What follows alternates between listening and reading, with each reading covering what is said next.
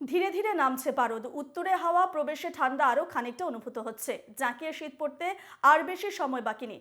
আগামী 5 দিনে রাতের তাপমাত্রা 3 থেকে 4 ডিগ্রি সেলসিয়াস কমবে। সর্বনিম্ন তাপমাত্রা স্বাভাবিকের নিচে নামতে পারে।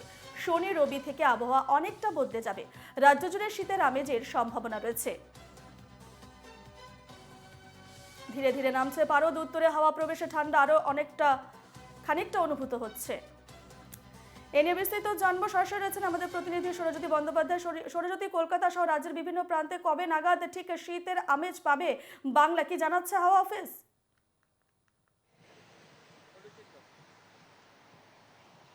দেখো, ইতিমধ্যেই দক্ষিণবঙ্গে উত্তরে হাওয়ার প্রবেশ হয়ে গিয়েছে। তুমি দেখতে পাচ্ছ যে গত কয়েকদিনে যেভাবে রাতের তাপমাত্রা কমছে, সেটা কিন্তু আগামী সপ্তাহ নাগাদ কিন্তু আরো অনেকটাই বাড়তে পারে। 3 থেকে 4 ডিগ্রি তাপমাত্রার পতন হতে পারে। স্বাভাবিকভাবেই শীতের আমেজ তৈরি হয়ে গিয়েছে। স্বাভাবিকভাবেই শীত আসতে যে বেশি দেরি নেই এ কথা বলাই বাহুল্য।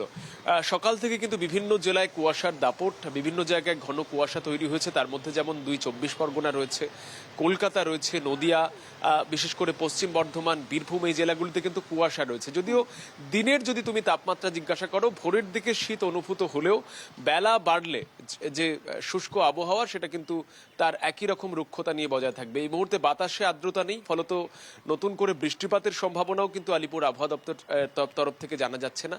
যেহেতু ইতিমধ্যেই উত্তরে হাওয়ার প্রবেশ হয়েছে, স্বাভাবিকভাবেই উত্তরবঙ্গে যে আবহাওয়া ইতিমধ্যে শুরু হয়েছে তার কিন্তু সরাসরি প্রভাব দক্ষিণবঙ্গেও আসতে পারে। এই মুহূর্তে ঘন কুয়াশার দাপট রয়েছে একেবারে ভোরে। এরপরে কিন্তু আগামী সপ্তাহ থেকে ধীরে ধীরে শীত শুরু হবে দক্ষিণবঙ্গে, এমনটাই কিন্তু এই মুহূর্তে আবহাওয়া দপ্তর সূত্রে জানা যাচ্ছে। রূপা, ধন্যবাদ সৌরজ্যোতি।